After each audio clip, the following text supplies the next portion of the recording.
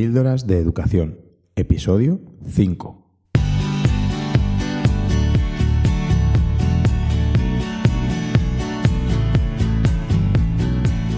Bienvenidos a Píldoras de Educación, un podcast para maestros.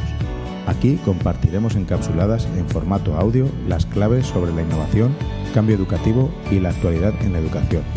Soy David Santos, maestro, coordinador TIC y director de un colegio público de infantil y primaria. Mi intención es que mejoremos juntos nuestra práctica educativa un poco cada día. ¿Me acompaña?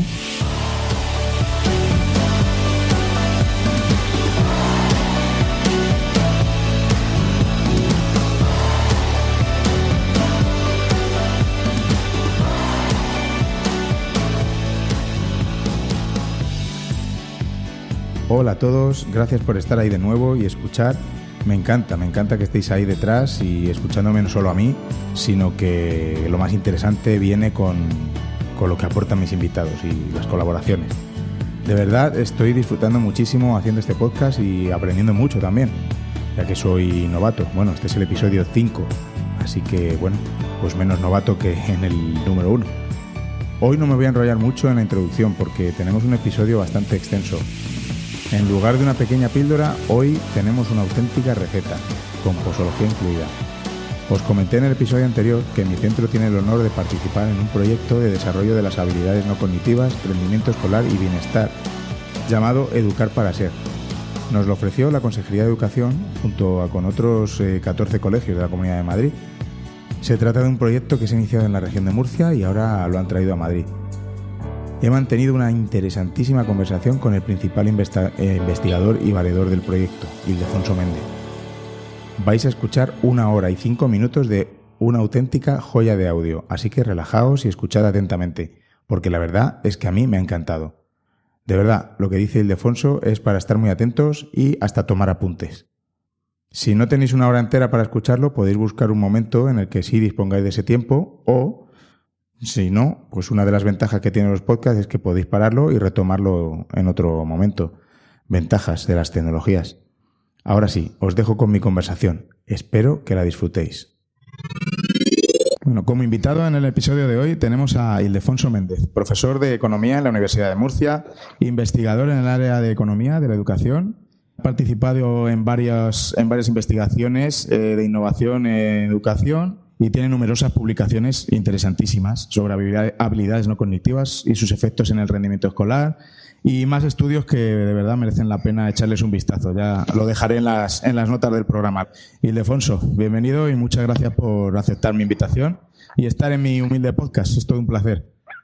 Pues no, hombre, muchas gracias a ti. Yo encantado de estar en el podcast y compartir contigo y con los oyentes un rato. Encantado. Y soy consciente de que en la presentación que te he hecho me dejo muchísimas cosas en el tintero, pero bueno, he de decir que hay que añadir a tu currículum algo así como excelente ponente. Pues te lo agradezco mucho. La verdad es que, bueno, al final has contado la base, que es la investigación de economía de la educación y la apuesta por la transferencia al sistema educativo que hemos hecho con una serie de proyectos de innovación educativa, ¿no? Yo he tenido la ocasión de estar en 3 de tus ponencias de este año con motivo de la presentación del proyecto de Educar para Ser, de habilidades no cognitivas aquí en Madrid. Y la verdad es que merece la pena escuchar y tomar nota de cada palabra de las que decías. En mi colegio la verdad es que nos sentimos muy ilusionados con el inicio de este proyecto y estoy seguro que va a cambiar sustancialmente el devenir del mismo y lo que es más importante, de nuestros alumnos. Sí, la verdad es que tenemos muchas ilusiones puestas porque es un tema que todos los maestros, todos los compañeros nos han contado que lo ven muy importante, ¿no? Trabajar la autorregulación y hacerlo de una manera compatible con el currículo oficial. Estamos apostando de una manera decidida por hacerlo desde muchas vertientes, siempre jugando con la motivación del niño, por eso con los personajes, con Flama y sus amigos, con actividades de música, de dibujo. Y tenemos mucha ilusión porque, claro, esto es una lluvia fina que empieza en 4 años y que con colegios motivados como el tuyo, ¿no? Pues podemos llegar hasta el final de la primaria y a esos chavales darles un plus de autorregulación que les va a ayudar mucho en el día a día, en la vida.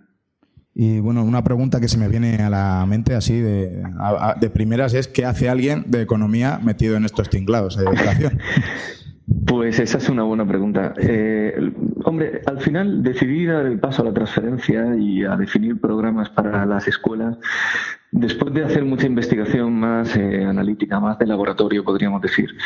Todas las investigaciones que hacíamos confirmaban que unas medidas tomadas a edades muy tempranas de autorregulación, estilo el test de la golosina de Walter Mitchell o la capacidad de postergar recompensas, que es ese test, o una medida de la memoria operativa, medidas de control inhibitorio a los 4, 5, 6 años de la vida de un niño, resultaban ser el predictor más importante del bienestar de esos niños cuando dejan de ser niños y se convierten en adultos. Y ese es un resultado que nos resultó siempre ser robusto. Lo encontrábamos en varios países, en distintas cohortes de población. Claro, cuando llegas a la conclusión de que una de las habilidades, una de las características del ser humano que además se puede moldear y se puede trabajar, que más importante es a la hora de determinar nuestra felicidad, nuestra relación con el mundo, nuestra felicidad en términos laborales, en términos personales. Cuando esa habilidad se puede medir a edades muy tempranas y además sabemos que no se está trabajando sistemáticamente, pues hombre, te sientes en la obligación de dar un paso, conformar un equipo lo más multidisciplinar posible que permita un abordaje serio y hacer una transferencia a las escuelas para trabajar esa autorregulación de manera sistemática, que los niños que tienen una buena dosis de autorregulación, por cuestiones las que sean, no tengan sistemáticamente la desventaja a los que no tienen esa dosis adecuada porque han nacido en un hogar, por ejemplo, que económicamente está más desfavorecido, y sabemos que eso implica un cierto estrés en las condiciones cotidianas y supone muchas veces que lo urgente se está anteponiendo lo importante. En estos hogares donde hay problemas como saber si va a haber empleo la semana que viene, el mes que viene, si van a poder pagar un alquiler, al final ese estrés en el que viven esos niños, en el que viven esos adultos, sabemos que va mermando su capacidad de autorregulación.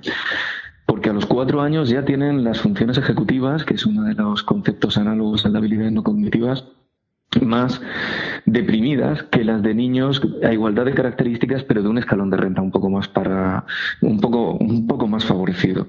Claro, esto significa que mucho de lo que vemos como fracaso escolar va ligado a dificultades de autorregulación, de organización, de habilidades emocionales, sociales, capacidad para posponer recompensas, para mantener la atención.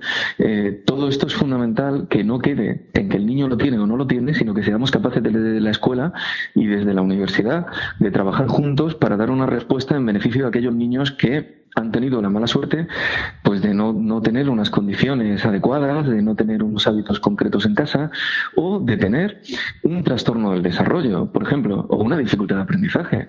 Los niños que tienen dislexia o que tienen déficit de atención o hiperactividad o trastorno del espectro del autismo, aparte de lo específico de cada una de esas cuestiones, también tienen algo en común con los niños de los hogares más humildes, y es la dificultad de autorregulación. Trabajar autorregulación en el aula, nosotros llegamos a la conclusión de que era una manera de trabajar en beneficio de absolutamente todos los niños del aula. Sin duda puede beneficiar más a los que más dificultad de autorregulación tienen, pero beneficia a todos, porque al final, si pensamos en un niño neurotípico, un niño que no tenga ninguna dificultad de aprendizaje o ningún trastorno del desarrollo, incluso un niño que viva en un hogar más o menos de clase media, que no tenga una privación material importante o un estrés vinculado a ella, esos niños el día de mañana estamos leyendo continuamente que lo que les va a pedir el mercado de trabajo, lo que les va a pedir la sociedad para que tengan un nivel de vida aceptable y digno, es capacidad para gestionar la incertidumbre, capacidad para planificar, para poner objetivos, para tener resiliencia, para si el objetivo intermedio 1 cae, no dejar de luchar para conseguir y perseverar los objetivos planificados. Todo esto es fundamental, incluso en lo que se llama ahora el fomento del emprendimiento, del autoempleo, ¿no? Entonces, todas estas cuestiones que son tan importantes, lo que nosotros decimos es, si sabemos que se pueden moldear desde la más tierna infancia, vamos a hacer un proyecto educativo que ayude con una transferencia de materiales, de formación, de seguimiento, y haciendo equipo con los colegios a que los niños tengan una oportunidad de trabajar explícitamente eso. Ajá. ¿Y qué le dirías tú, por ejemplo, a un maestro, se me ocurre, un maestro típico en primaria, porque de momento yo sé que el proyecto, bueno, nosotros lo empezamos en 4 años, creo que en Murcia ya está por primero, si no recuerdo mal. Sí, está ya en 6 años. Eso sí. es. Entonces, cuando esto vaya subiendo y lleguen a tercero, cuarto, quinto, sexto, yo lo sé por experiencia, los maestros están muy agobiados. Tenemos muchos contenidos que dar y yo veo como es que le estamos metiendo mucha presión, mucha caña, ¿no? A los niños y dirán, ¿cómo puedo meter yo esto con todo lo que tengo que hacer o con todo lo que tengo que dar? Pues es una pregunta muy lógica que se hagan los maestros y además efectivamente nos la hemos encontrado ya en los colegios de Murcia en 6 años. Lo que les hemos pedido es un pequeño acto de fe para comprobar inmediatamente. Es decir, si tú inviertes en autorregulación y como mucho haces 2 sesiones a la semana, no llega a media hora cada una, lo que en realidad parece que estás perdiendo, entre comillas, de tiempo de avanzar el currículo, que es esa hora a la semana, si se hace adecuadamente, va a suponer una reducción importante de los tiempos disruptivos, de los problemas de convivencia, de los problemas de desatención. Y al final estás ganando tiempo.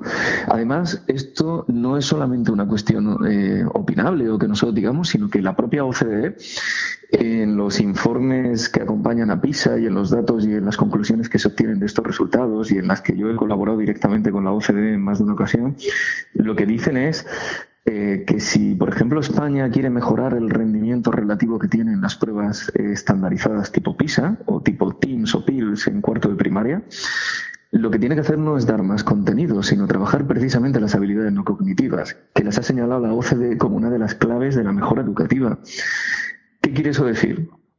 Que paradójicamente la clave para que los niños tengan un conocimiento más profundo y significativo de los contenidos no es un avance sistemático centrado en los contenidos, sino que sin descuidar los contenidos, obviamente, y la memorización, que juega un papel importante sin duda, darle una importancia relativa mayor de la que tiene ahora mismo, que es muy poquita, a todas estas cuestiones de habilidades no cognitivas, porque esto lo que va a permitir es que todas las cuestiones más vinculadas al rendimiento bajo o incluso al fracaso escolar se puedan paliar en buena medida.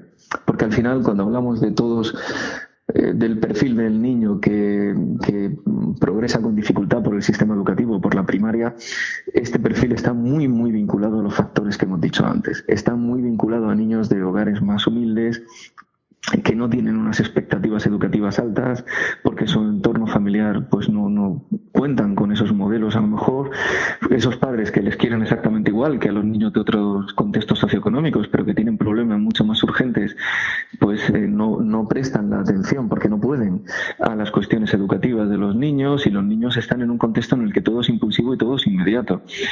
Curiosamente, en Murcia sí que hemos comprobado que esto no solamente pasa en el extremo inferior de la distribución de renta, sino también en el superior. Uh-huh. Las pruebas que hemos hecho de funcionamiento ejecutivo de los niños nos permiten afirmar que a medida que aumenta la renta de los hogares o el nivel ocupacional de los padres, la disfunción ejecutiva, los problemas de autorregulación van a menos, pero hay un punto en la clase media alta en el que vuelve a subir. Los niños de un contexto socioeconómico muy favorecido tienen problemas de autorregulación a fecha de hoy, por lo menos en el estudio que hemos hecho en la región de Murcia, tan solo un poquito menos graves que los de los colegios donde hay población de hogares más desfavorecidos. Y esto tiene que ver con la reducción de la fertilidad, con tener menos hermanos, con la reducción en el tiempo de calidad con los padres, con la abundancia material. Todo eso condiciona también las dificultades para tomar turnos, para desarrollar habilidades emocionales y sociales adecuadas, la frustración, etcétera, ¿no? Entonces, me he desviado bastante, pero respondiendo de nuevo al origen de la pregunta, yo estoy convencido, y la evidencia científica sí apunta, a que la clave para la mejora en el rendimiento es no desatender, por supuesto, los contenidos, pero dejar una ventana, un hueco, a trabajar explícitamente la autorregulación. Solo diré un dato más.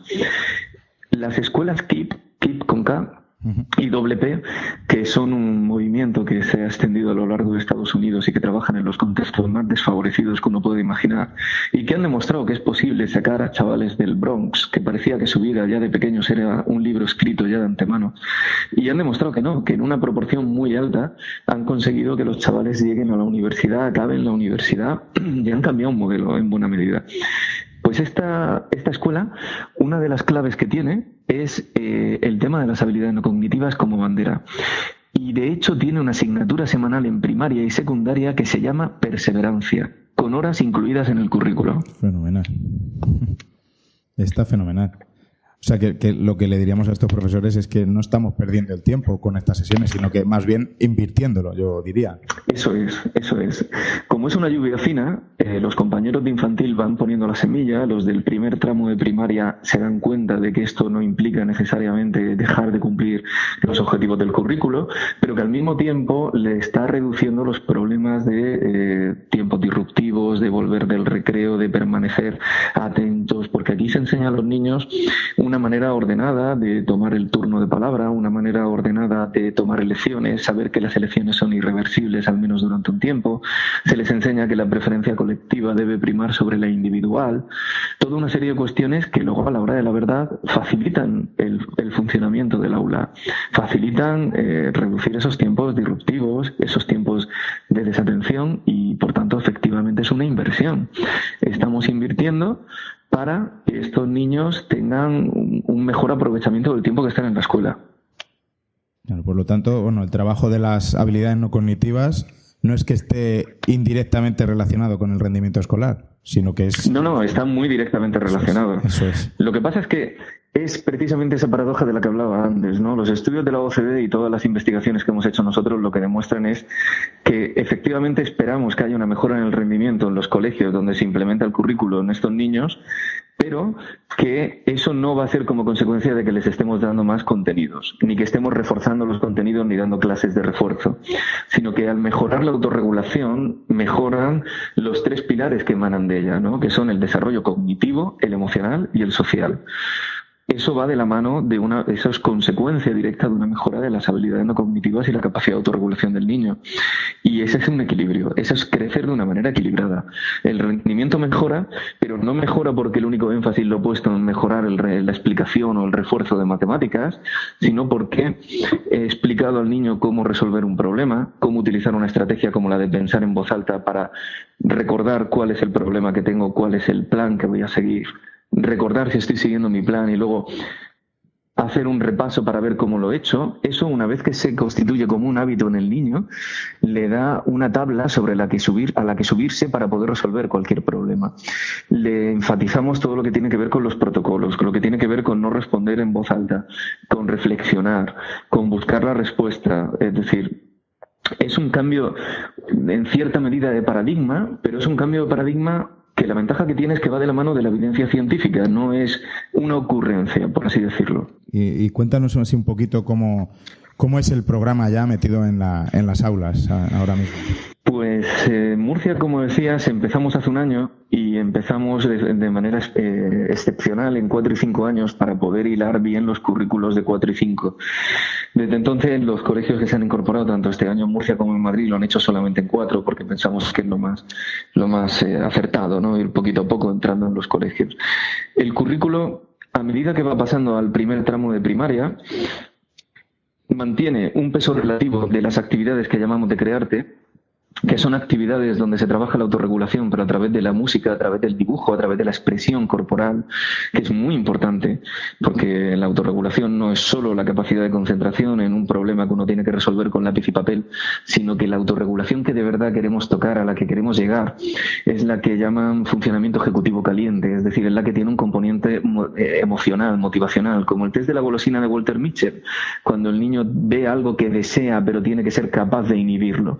Esto es fundamental porque está, digámoslo así, en las condiciones más realistas posibles. Las grandes decisiones que uno tiene que tomar en la vida, sobre todo cuando está en un contexto socioeconómico más difícil, son decisiones de componente emocional, son no responder a determinados problemas de una manera instintiva, impulsiva o agresiva, no atender a determinados reclamos que pueden a largo plazo suponer un problema, como pueden ser las drogas o la delincuencia, etcétera. Entonces, programas que trabajan habilidades no cognitivas a edades muy tempranas han demostrado que son capaces de reducir de manera estadísticamente significativa tanto los problemas de abuso de sustancias estupefacientes como de delincuencia en zonas muy marginales. Y eso es muy importante porque lo hacemos a través de la mejora en las expectativas educativas, de la autoconfianza en el niño. Trabajamos mucho lo que llamamos ahora el growth mindset, que es la mentalidad en desarrollo, que los niños entiendan que no son inteligentes, sino que han hecho algo con esfuerzo, que no eres en función del resultado que obtienes, sino que la nota, por ejemplo, que nos ponen o que ponemos en la universidad, pues a hablar de mi trabajo, uno nunca sabe muy bien en una única observación de un estudiante hasta qué punto una matrícula de honor es pues que ha estudiado muchísimo y se ha esforzado muchísimo y se lo sabe todo de memoria, o porque tiene una capacidad muy buena y ha estudiado menos. Lo que sí que sabemos desde el punto de vista científico es que el niño no debe crecer pensando que él es inteligente. Debe crecer pensando que pone esfuerzo en las cosas y las cosas salen. Porque los que creen que son inteligentes tienen miedo a ponerse a prueba en nuevos contextos, lo que va totalmente en contra de la creatividad y de la flexibilidad que exige un mundo laboral como el que tenemos hoy día, donde todo va de la mano de la innovación, del valor añadido, y por tanto les estamos haciendo un flaquísimo favor, y además tienen problemas importantes emocionales si luego llegan a otro centro educativo o confluyen a la secundaria y ya no son el que sacan el 9 el 10, ¿no? Es una manera muy poco amable con los niños de educarles. Por eso nosotros hablamos de la importancia de la motivación y el esfuerzo. En los cuentos se cuenta que es muy importante el esfuerzo para lograr hacer algo bien, para poder llegar a algo. Todo eso lo vamos a trabajar, por ejemplo, también en el primer tramo de educación primaria, pero ahí vamos a trabajar, por ejemplo, también un programa específico que empezamos tímidamente en 5 años, pero que va a estar ya en 6 plenamente, de lucha contra el acoso escolar. Después de revisar todos los programas que tienen evidencia favorable científica de que reducen los problemas de convivencia, como el famoso KIVA, hemos decidido poner en marcha nuestro propio programa, contando con aquellas piezas de evidencia que pensamos que son comunes a los programas que tienen eficacia y adaptándolas íntegramente al contexto nacional. Por ejemplo, una de las cosas que estamos haciendo es trabajar no ya solo la empatía, sino la compasión. No ya solo que tú sepas cómo me siento yo cuando tengo una determinada emoción y que esto sea reconocible, sino que además yo no quiera que tú te sientas así. Y eso es un proceso de humanización que se realiza secuencialmente a través de una serie de fichas, trasladando el reconocimiento de las emociones primero de los seres más queridos de un niño a sus mejores amigos y a cualquier ser humano que esté en ese colegio. Muy importante. Estamos grabando vídeos. ¿Perdona? No, muy importante el trabajo de las emociones, digo, por supuesto. Es fundamental, porque es una de los 3 pilares que emana de la autorregulación, ¿no? Entonces, no puede ser únicamente educación emocional, sino que tiene que ser educación emocional, tiene que ser desarrollo cognitivo y también social, ¿no? Todo de la mano, y si puede ser que emane de autorregulación. Estamos trabajando unos vídeos en donde estamos grabando en los propios colegios para que se emulen situaciones tipo, y para crear una nueva respuesta en los espectadores del acoso, que sabemos que son una de las claves. De hecho, así lo trabaja el KIVA y otros muchos programas antes que el KIVA, porque son la mayoría, ¿no?, de los que asisten impávidos a un episodio en el que un niño excluye o insulta a otro. Pues a eso, la clave, de hecho se estima que son el 80% de los que participan en estos episodios, es ser capaces de que esos niños inhiban la respuesta que sale sola, la respuesta impulsiva, que es la de quedarse callados o no decir nada, o incluso reírse porque piensen que tiene algo jocoso esa situación de exclusión o de insulto. Tenemos que ser capaces de provocar la inhibición de esa respuesta y la sustitución de la misma por una respuesta educada socialmente de absoluto rechazo. Y para eso esos vídeos lo que hacen es permitir que los niños vean desde los mismos 5 años de edad lo que hay después, es decir, todas las emociones que procesa un niño que sufre ese insulto, que sufre esa exclusión, sus padres, y por supuesto terminamos con un mensaje en positivo. Pero es una ventana abierta y la evidencia científica dice que este tipo de cuestiones pueden ser especialmente útiles en estos programas para trabajar. Por supuesto, en primaria además trabajamos programas como el que ya he comentado antes, de pensar en voz alta, que son programas que van dirigidos a ayudar a la resolución de conflictos, resolución de problemas, tanto matemáticos como interpersonales. Y vamos a incorporar también, en los colegios en Murcia ya lo estamos haciendo, programas de lectura en pareja, pero eso en el último trimestre de 6 años y dirigido sobre todo a 7, porque lo hacemos de la mano de la neurodidáctica, ¿no? Entonces no tiene sentido para nosotros que antes de los 6 años un niño se plantee leer y escribir, ¿no? Porque estaríamos forzando un poco la máquina para aquellos que son una proporción significativa que todavía no están en condiciones de poder asumir esos procesos. Yo te escuché, a colación de esto, te escuché decirlo en la jornada inaugural que tuvimos del proyecto. Sí. Y después en una de las 2 ponencias, pero quisiera que lo repitieras para los oyentes, que los profesores, maestros que tenemos, ¿se debe trabajar la lectoescritura en educación infantil? Rotundamente no. O sea, no tiene sentido, no tiene sentido. Es que muchas veces juzgamos lo que se debe hacer por lo que se puede hacer. Y que se puede hacer no quiere decir que se esté haciendo bien. Y que los niños puedan lograr esa competencia no quiere decir que luego vayan a leer de una manera más motivacional que mecánica. De hecho, la evidencia que tenemos es que cuanto antes, y esto es evidencia científica, no es una opinión que yo vierto en este momento porque así me viene, sino que es fruto de muchos estudios e investigaciones rigurosos que han confirmado que este es un efecto robusto. Cuanto antes se hace que los niños empiecen a leer y a escribir, más mecánica es su lectura y menos vocacional, y por tanto menos libros van a leer luego en casa de manera voluntaria porque quieran leer, y más lo van a hacer vinculado a una tarea mecánica, vinculado a la escuela, vinculado a deberes, vinculado a algo que no es motivación intrínseca. Pero es que además podemos estar exacerbando las diferencias, porque además una de las cosas, y esto es muy importante, que hemos aprendido en los últimos tiempos, es que las diferencias en la edad a la que los niños empiezan a leer, a ser capaces de desarrollar la lectoescritura, digámoslo así, está muy vinculada a las diferencias en maduración del área prefrontal, que es la que dirige el funcionamiento ejecutivo, la autorregulación. Por tanto, démonos cuenta de la paradoja. Si forzamos en educación infantil los procesos de lectoescritura, lo que estamos haciendo es, pues de alguna manera, amplificar las diferencias que la propia maduración cerebral de los niños ya provoca a esas edades. Lo que hay que hacer es dejar que pase un tiempo, que todos hayan alcanzado una madurez suficiente como para que la inmensa mayoría del aula, si no todos, pueda afrontar ese proceso de manera natural, de una manera más rodada, de una manera más lógica, y que por tanto no sea un salto en el vacío, porque lo que sí que sabemos es que no hay que provocar saltos en el vacío en el desarrollo de un niño. Muchas metodologías que se trabajan con niños con trastornos del desarrollo, que precisamente lo que hacen es buscar restablecer el orden lógico del desarrollo natural del niño. Entonces, buscar, y esto es un llamamiento que me gustaría hacer a todos los oyentes del podcast que tengan niños y que estén buscando o planteándose cuál es un buen colegio para sus hijos. Los padres a veces confundimos los buenos colegios nos confunden en los buenos colegios, o lo que se llama buenos colegios, con el marketing que se hace. Es decir, no es mejor colegio aquel que te dice que el niño va a salir leyendo en infantil. De hecho, yo a ese no llevaría a mi hijo. No es mejor colegio el que te dice que el niño va a hacer algo antes.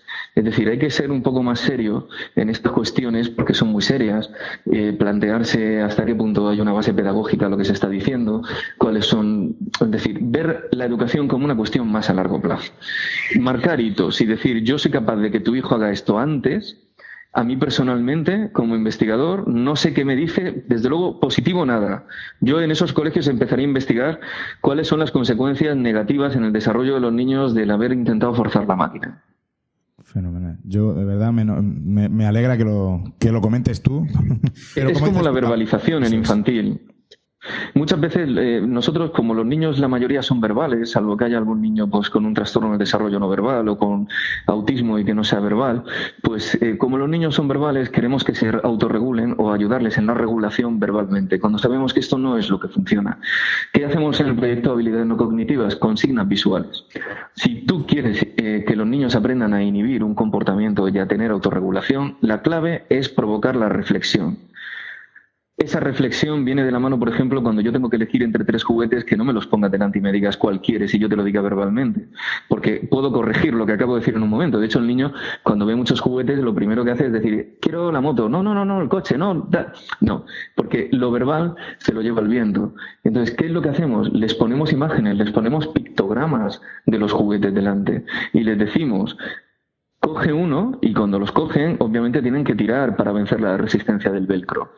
En el momento en el que ellos se enfrentan a ese pequeño panel de elección, ya no hay palabras. Ahora sí hay irreversibilidad. Y durante los próximos 10 minutos el niño sabe que va a jugar con un reloj que le va a marcar la gestión del tiempo, o 5 minutos, dependiendo de la edad que tengan, a estas edades que estamos hablando, con aquello que elige la imagen. Es importante, es magnífico ver cómo los niños se quedan callados, empiezan a mirar y parece que uno puede ver dentro de sus cabecitas cómo está empezando a funcionar la máquina de la reflexión. Porque ya hoy sí son conscientes. Lo que pasa que es lo que tú decías, ¿no? Como los niños son verbales, pues les hablamos. Sí, ¿no? Sí, está muy bien hablarles, pero hay que entender que la autorregulación a estas edades viene de las consignas visuales, no de lo verbal. ¿Que los niños pueden empezar a leer algunos en infantil?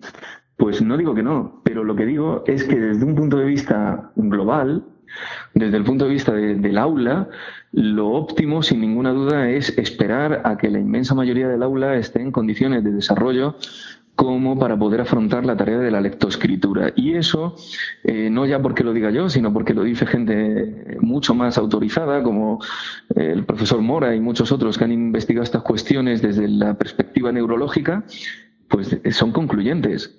6 años, y no precisamente al día siguiente de cumplirlos. Como decías, esto es madurativo y yo he estado muchos cursos dando en primero de primaria, también en infantil, y en primero de primaria, cuando están preparados para leer, yo siempre lo asimilo como con las palomitas, empiezan a saltar, pum, pum, pum, todos empiezan a leer el otro, y te quedan maravillados y dices, pero si justo yo ahora mismo no estaba haciendo nada en especial para que salieran leyendo, pero al final salen. Eso es. Es que a veces también pues los adultos, y esto lo digo no ya por los maestros, por supuesto, que afrontan una tarea que es de las más difíciles que yo puedo llegar a concebir, ¿no? Yo creo que lo que hacemos en la universidad es enseñar, que por cierto está tan centrado en lo cognitivo y en los contenidos, que es una lástima. La innovación educativa, yo espero que llegue pronto a la universidad, para que podamos hacer las cosas mucho mejor de lo que lo estamos haciendo, que no es muy bien. Pero bueno, muchas veces nosotros lo que tendemos a sobreestimar nuestro papel en el desarrollo del niño. ¿Qué quiere decir? Que tú lo has expresado muy bien. Por mucho que tú antes de los 6 años insistas y te vuelvas loco buscando cómo hacer el pino puente para que el niño desarrolle la lectoescritura, si el niño no está preparado, no lo va a hacer. Entonces, esto es una cuestión que además pues hay otras muchas cuestiones que hay que trabajar en el niño antes para que luego esa venga mejor. La semana pasada tuvimos la reunión de padres para presentarle el proyecto. Le pusimos el vídeo que nos enviaste y la verdad que ha tenido una muy buena acogida. Los padres estaban muy preocupados porque tienen niños mayores en el colegio y cómo se van a beneficiar mis hijos. Los mayores no van a poder beneficiarse de este programa. Y bueno, era esa la preocupación, ¿no? Entonces, bueno, nosotros como centro lo que vamos a hacer es coger el trabajo que se va a hacer en 4 años. Los de 4 años se lo van a enseñar al resto de colegio, de amigos, ¿no? De compañeros de otras edades, y que los profesores puedan adaptar lo que estemos trabajando a sus edades, ¿no? Y de aquella forma, ¿no? Porque bueno, esto ya como viene ya muy bien pautado desde vuestro lado. Y nosotros lo que queremos es que todo el centro se beneficie de alguna manera. Por ejemplo, los 3 pasos para enfriarse, como el cuento de flama, etcétera. Bueno, coger ideas y adaptarlas a los distintos cursos. Eso es un acierto. Yo entiendo la preocupación de los padres, ¿no? Es decir, si esto es importante, pues porque ahora coincide en el tiempo que mi hijo de 4 años está aquí y va a poder beneficiarse, pero si tengo otro de 8 o de 7 o de 6, pues ¿qué pasa, no? Claro, es cierto que nosotros tenemos unas limitaciones a la hora de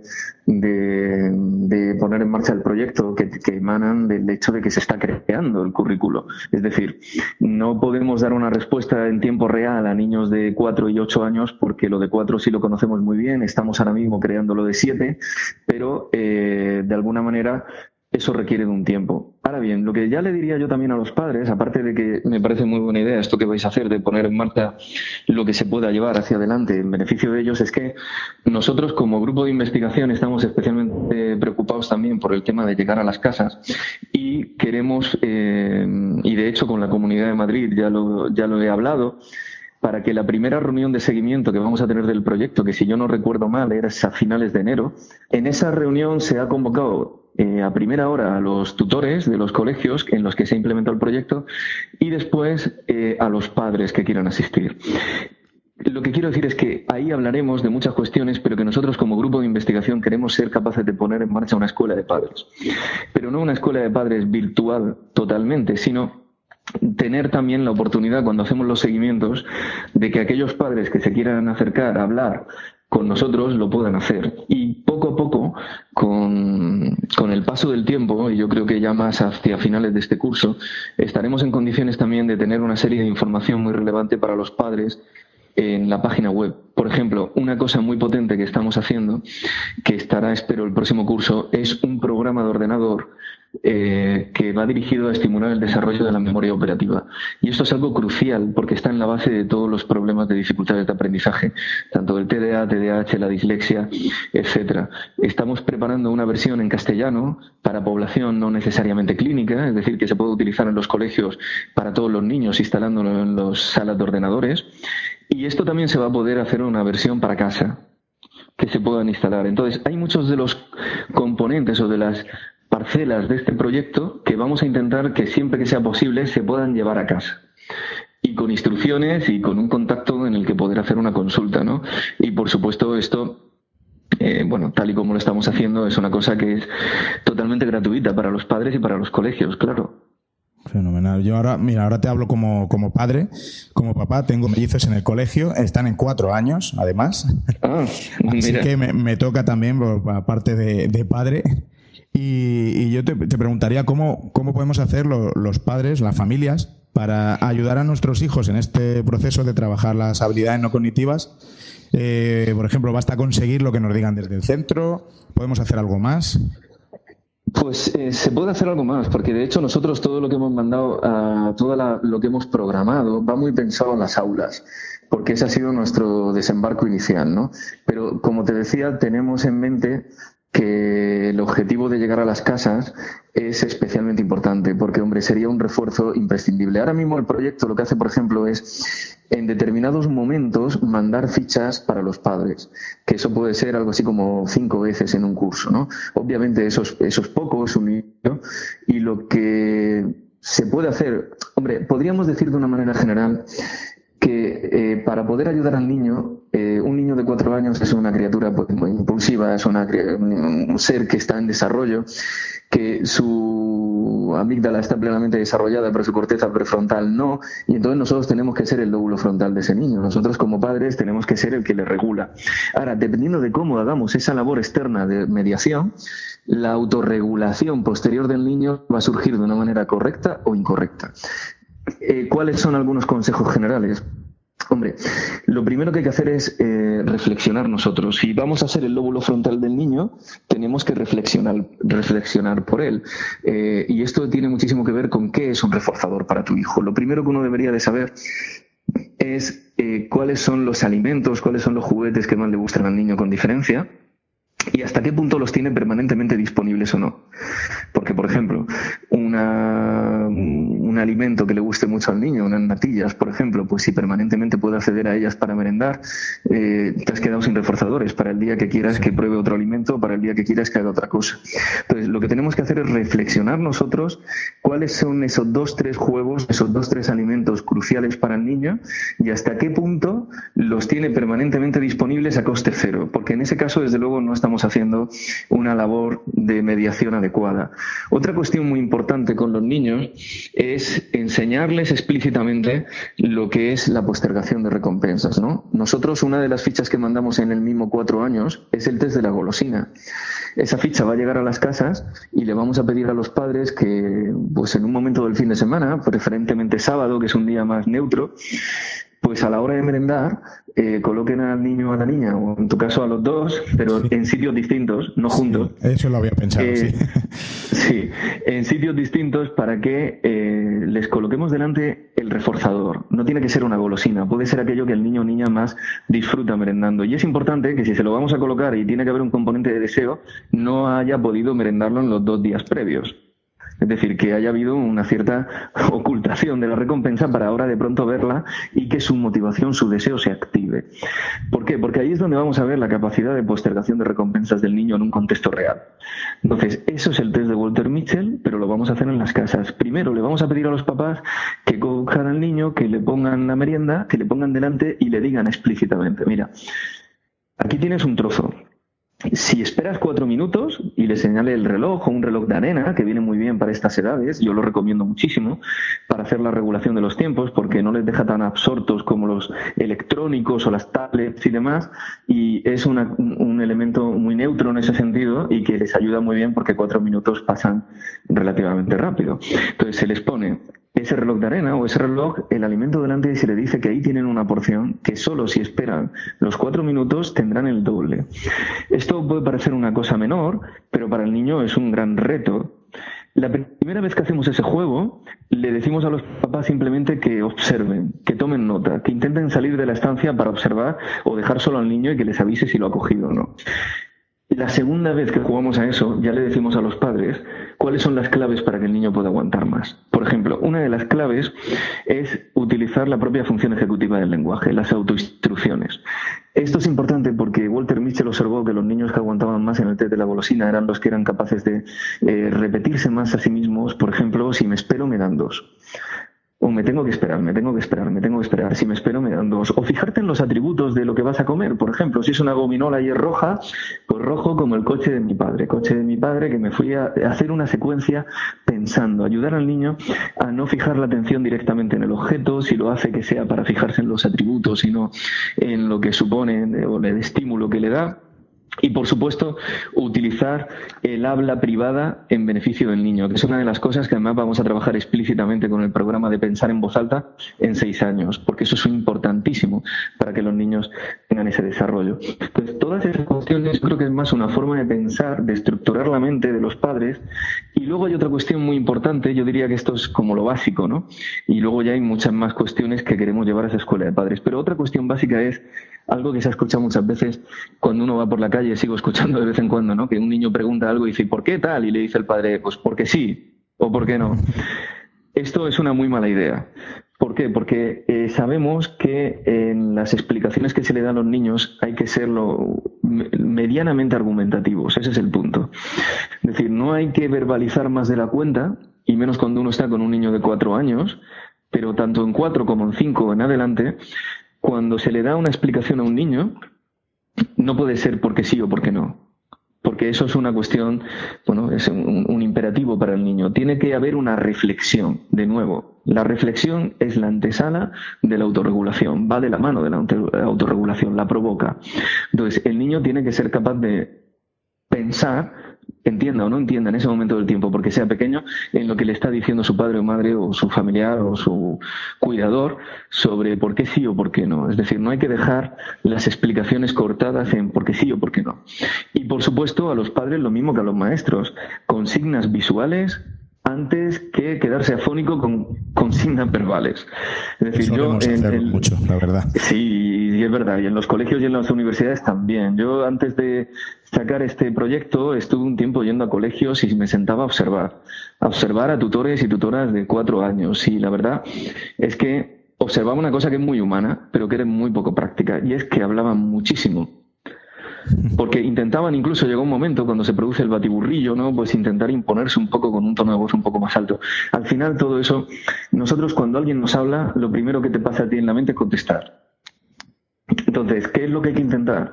Entender como padres también que la autorregulación a estas edades viene de consignas visuales, es mucho más eficaz, provoca menos discusión, y una vez que el niño la tiene delante, la entiende perfectísimamente. Y luego explicas lo que tengas que explicar. Pero, por ejemplo, unas consignas como las que se han llevado a casa de aprender a enfriarse, es una consigna visual que se apoya verbalmente, pero que permite descargar la memoria operativa del niño. El niño con 4 años no tiene que recordar 3 pasos para resolver un conflicto, porque si se tiene que poner a acordarse de 3 pasos, no lo va a hacer, va a soltar la impulsividad y va a empujar o se va a enfadar. Entonces tenemos que intentar siempre que cuando una regla es importante, haya un recordatorio visual de esa regla en el espacio en el que el niño pasa la mayor parte del tiempo y donde pueden surgir los conflictos que hagan que esa regla se tenga que aplicar. Eso es fundamental.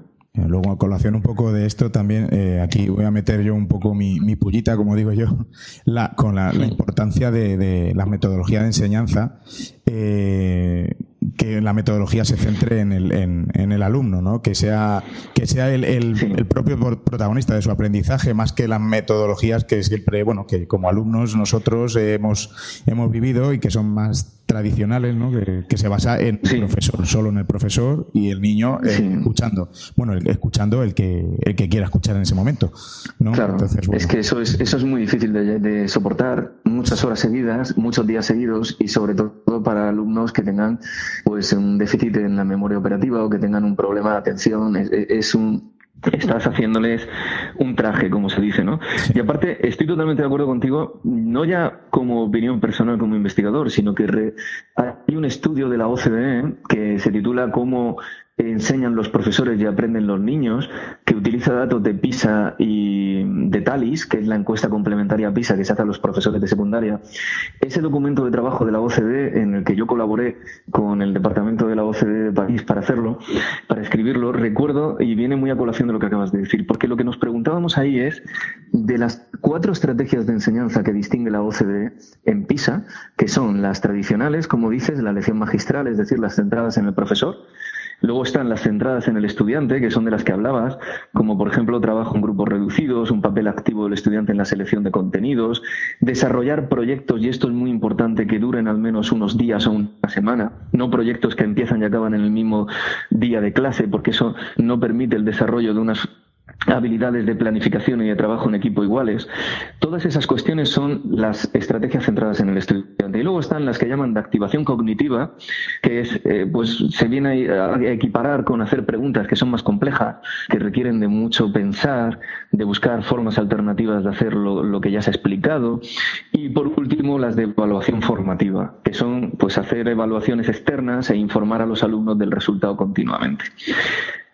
Estas son las 4 estrategias, repito, centradas en el profesor, en el estudiante, de activación cognitiva y de evaluación formativa. Pues bien, lo que hicimos fue coger los 8 países del mundo para los que estaban disponibles los datos de PISA, de rendimiento de los chavales de 15 años, y de TALIS, de características de los profesores y de las estrategias de enseñanza, y ver qué estrategias de enseñanza eran eficaces a la hora de mejorar o de promover un rendimiento académico más alto y unas habilidades no cognitivas mejores. ¿Cómo medíamos las habilidades no cognitivas? Muy sencillo, porque el examen es un examen de PISA que va cayendo, es decir, la tasa de acierto cae porque el examen dura 2 horas y la gente se cansa. Ahora bien, no se cansa al mismo ritmo en todos los lugares todo el mundo. Hay gente que tira la toalla muy rápido y hay gente que tarda más y que persevera. Eso es una habilidad no cognitiva. Entonces, ¿qué es lo que veíamos? El distinto ritmo de decaimiento de las tasas de acierto. Pues la conclusión, para no irme por los cerros de Úbeda, es que solo hay un tipo de estrategia de enseñanza, que es la centrada en el estudiante, que mejora tanto el rendimiento como las habilidades no cognitivas, es decir, la perseverancia, de los estudiantes, independientemente de su nivel, del nivel de renta de su familia. Esto es muy potente, y en los 8 países, en todos ellos. Por tanto, es un resultado universal. Es decir, no son las estrategias centradas en el profesor, no son las estrategias de activación cognitiva, no son las estrategias de evaluación formativa, son las estrategias centradas en el estudiante las que tienen una validez universal a la hora de mejorar tanto el rendimiento como una medida de habilidad no cognitiva, que es la persistencia en el esfuerzo. Demoledor, esto es demoledor. Espero sí, que es un resultado nota. Y además, ya te digo que además está en un documento de trabajo de la OCDE, que las personas que nos escuchen lo pueden buscar por internet, que el título en inglés es How Children Learn and Teachers Teach. Lo dejaremos en la Cómo aprenden los estudiantes y enseñan los profesores. Y ahí están todos los datos y todos los resultados y van en esta línea. Son muy contundentes. De verdad que afortunadamente son cada vez más los maestros que estamos por la labor de cambiar la educación. De ahí este podcast, ¿no? Un poco para maestros inquietos, como digo siempre en la intro.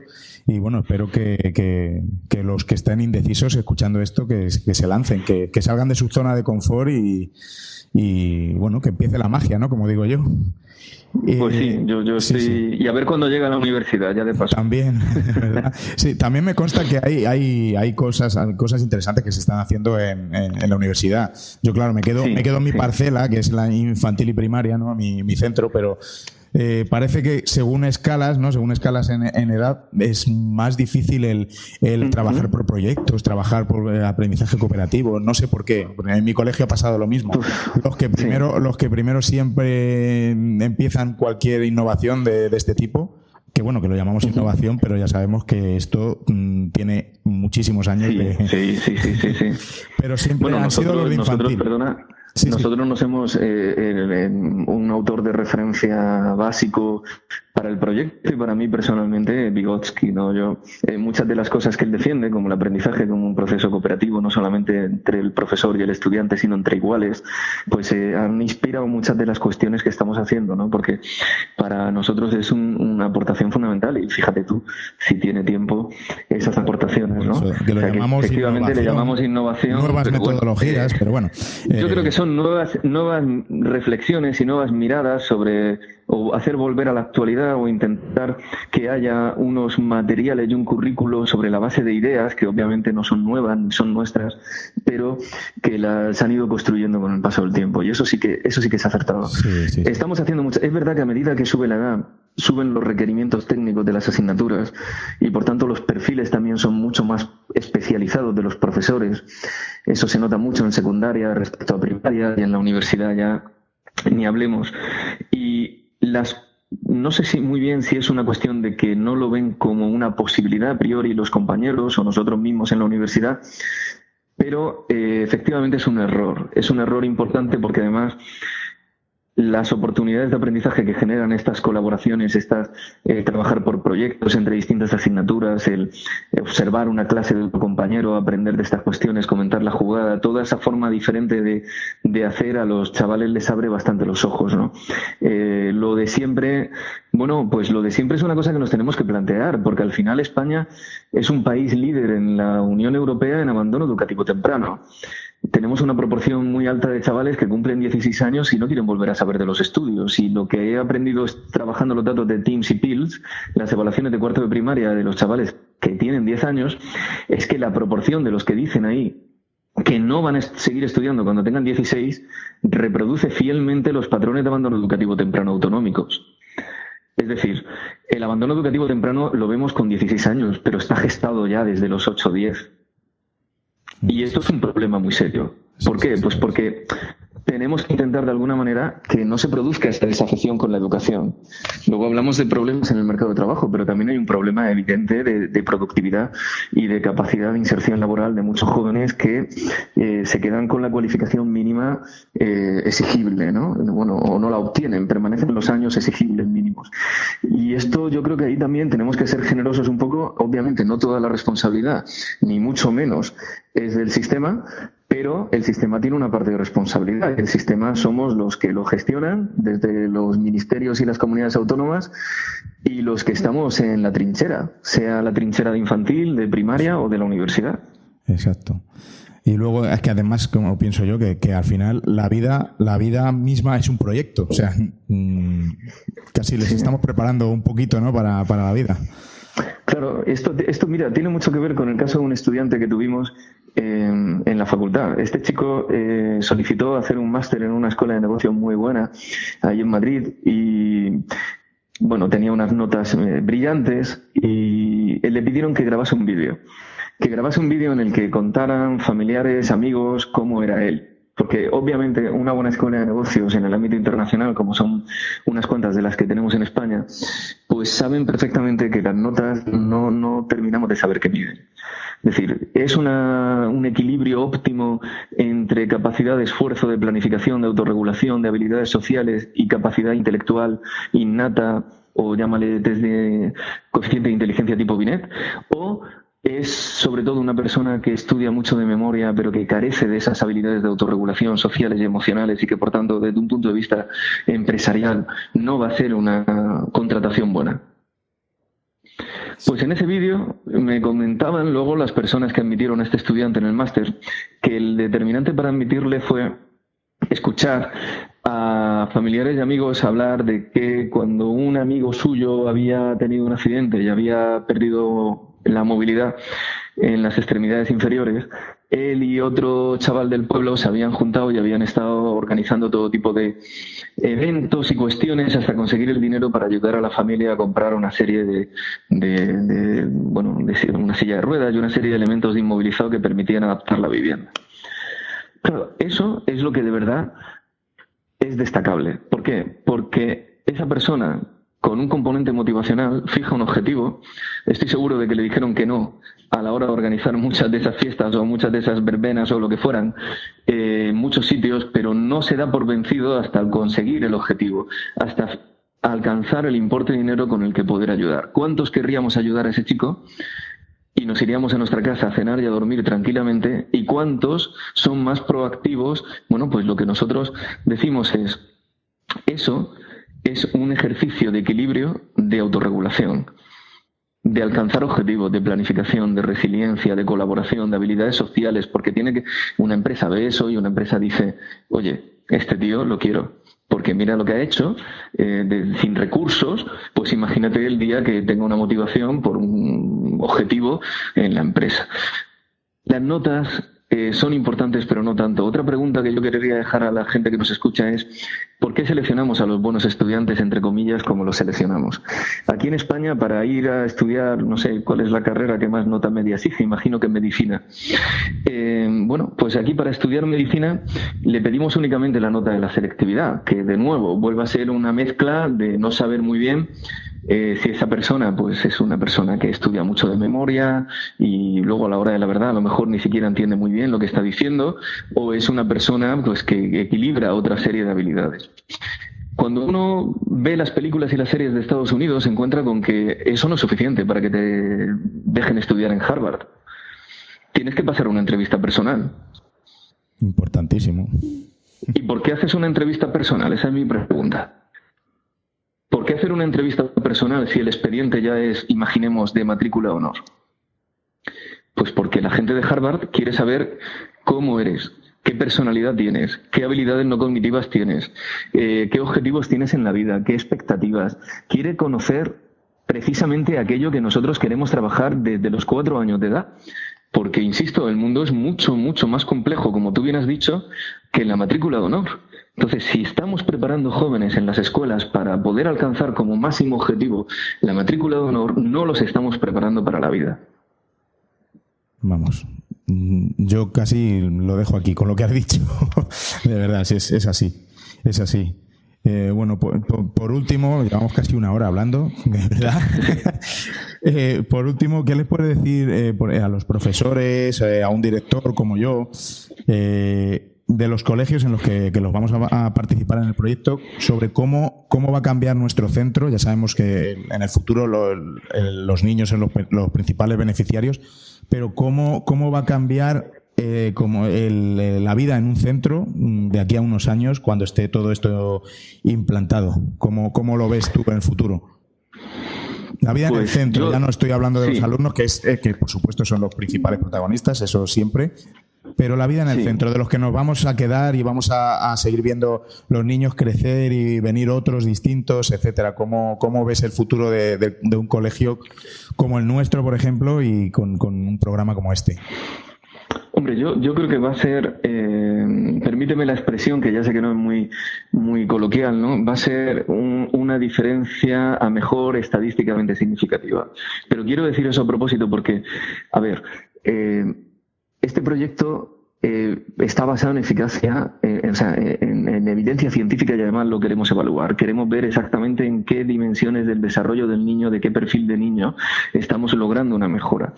Yo creo que desde el punto de vista de convivencia se va a observar una mejora en la convivencia, una reducción en los tiempos disruptivos, una mejora de expectativas educativas si logramos hacerlo bien, de la motivación, es decir, de alguna manera podríamos decir del nivel de satisfacción o felicidad con la que están los niños ahí, y de los tutores, porque si esto, y de especialistas que trabajen con ellos, porque si esto se hace y se hace con determinación y con fe, se consigue, y el objetivo no es otro más que el de lograr un nivel de bienestar del niño en la escuela mayor que permita que desarrolle todo su potencial. Este es el objetivo. Ahora bien, insisto en lo de estadísticamente, porque, por ejemplo, los programas de los que te hablaba que han logrado que chavales de contextos muy marginales, ¿no?, como el Bronx en Estados Unidos y demás, hayan llegado a la universidad en una proporción importante, no son programas de validez universal. Es decir, no es que vaya a erradicarse el fracaso escolar o el abandono educativo temprano, eso es obvio, pero hay que decirlo. No es una panacea este programa de habilidades no cognitivas, y además yo estoy convencido de que con el paso de los años, entre los colegios que estáis y los que estamos aquí al pie del grupo de investigación, lograremos entre todos mejorarlo mucho, porque este programa es suficiente por cómo se está preparando para que en una proporción significativa mejore las perspectivas de los chavales. Esto es importante, pero es verdad que no va a ser la solución a todos los problemas, ni por sí mismo va a hacer nada. Todo va a depender, y esto sí que me gusta enfatizarlo, de los actores, de los protagonistas, y los protagonistas son maestros y padres. Entonces, cuando uno va a muchos colegios, ¿no?, y entonces ves que lo que en algunos colegios llaman clara eficacia del programa, pues yo, fíjate, y no es por ser generoso de más, que diría que es clara eficacia condicionada a la motivación y a las ganas que le han puesto esas personas, esos maestros. Porque en el fondo lo que nosotros damos es como una herramienta, ¿no? Los maestros tenéis una profesión tremendamente compleja, ¿no?, que es la de enseñar, la de motivar, la de despertar o acompañar en las ilusiones de un niño. Y eso es muy difícil. Y hacerlo bien, pues ni te cuento. Este proyecto es una herramienta más en vuestra caja de herramientas. Bien utilizado puede conducir a esas diferencias. Pero claro, ¿qué significa bien utilizado? Pues que uno ya ve, cuando va a unos colegios, que incluso dentro del mismo colegio, entre distintos grupos, pues hay un maestro o maestra que considera que el programa está haciendo un efecto importantísimo. Otra cosa ya es lo que nosotros miramos, o un compañero pues que lo ve como más tibio. Y muchas veces yo lo que veo en el fondo es que me están describiendo su propio entusiasmo con el proyecto. ¿Qué quiere decir? Que no es que estén cegados, y yo estoy convencido de que lo están haciendo, pero que hay que tener un acto de fe y de generosidad por los niños y de intentar por todos los medios que lo que se haga, sea este proyecto de habilidades no cognitivas o cualquier otro, se haga con muchísima fe e ilusión, ¿no? Y por supuesto luego habrá colegios donde sea mucho más difícil trabajar. Hay colegios tanto en Murcia como algunos en Madrid que están en el proyecto donde la proporción de estudiantes que viene de origen socioeconómico pues más humilde o que tiene unas dificultades de aprendizaje concretas es mucho mayor, y ahí haremos un redoble. Es decir, una vez que ya hayamos implantado todas las fichas y nos hayamos visto en un par de reuniones de seguimiento, visitaremos esos colegios, porque una de las cosas que más me preocupa y para la que todavía no tengo respuesta, y es una cosa que me atormenta un poco, es cómo lograr captar la atención de los padres de los niños que más necesitan que captemos su atención. Es decir, de los padres de esos hogares que yo he descrito como hogares en los que sin ninguna duda a los hijos se les quiere exactamente igual, pero donde hay unos problemas laborales, económicos y demás importantísimos que hacen que siempre esté lo urgente antepuesto a lo importante.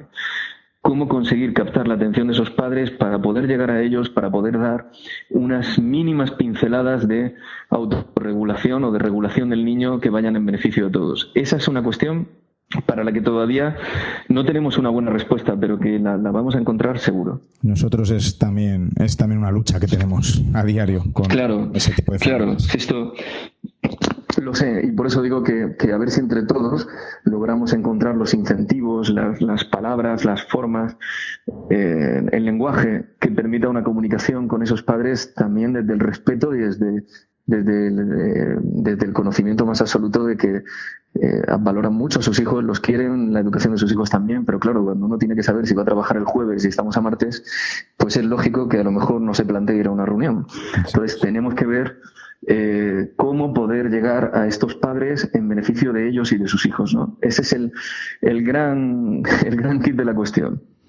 Pues como has comentado hace un momento, este proyecto es una herramienta muy buena y yo creo que un poco combinado con lo que estamos intentando hacer en los colegios, de cambiar la metodología docente, el aprendizaje cooperativo, tener en cuenta al alumno, yo creo que todo en conjunción va a hacer que mejoremos esto de la educación bastante, esperemos. Sí, yo estoy convencido de que sí, pero sobre todo porque ya te digo que al margen, fíjate, incluso del proyecto de habilidades no cognitivas y de muchas cuestiones, yo cuando veo maestros tan motivados y que me los encuentro siempre, y en todos los colegios, y también encuentras a otros que en su momento estuvieron muy motivados, pero que a lo mejor ya han desistido porque por agotamiento de algunas cuestiones, ¿no? Gente que ya puede estar un poco más quemada y con lógica.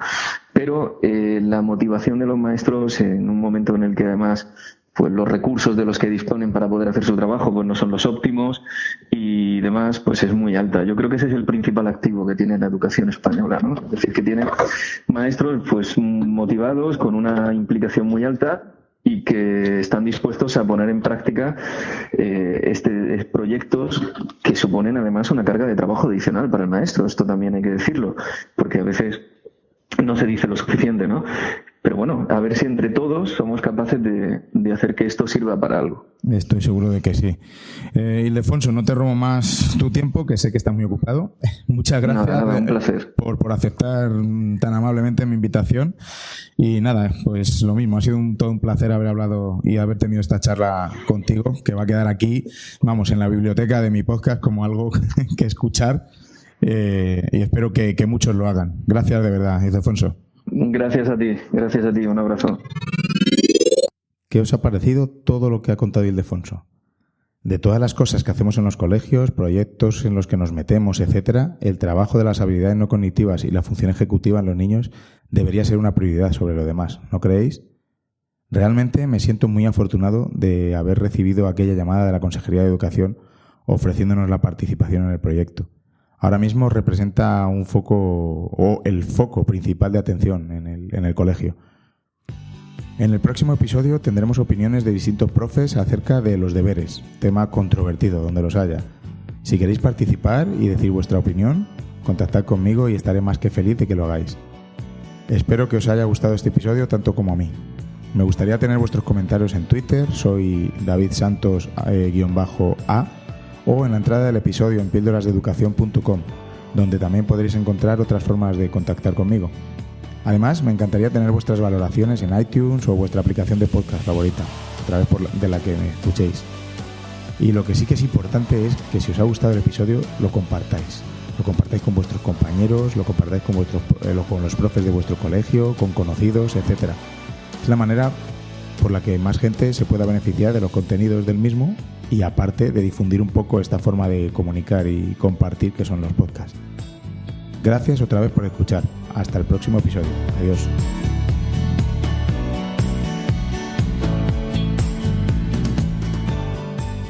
recordad, con vuestras píldoras podemos hacer que la educación goce de la mejor salud.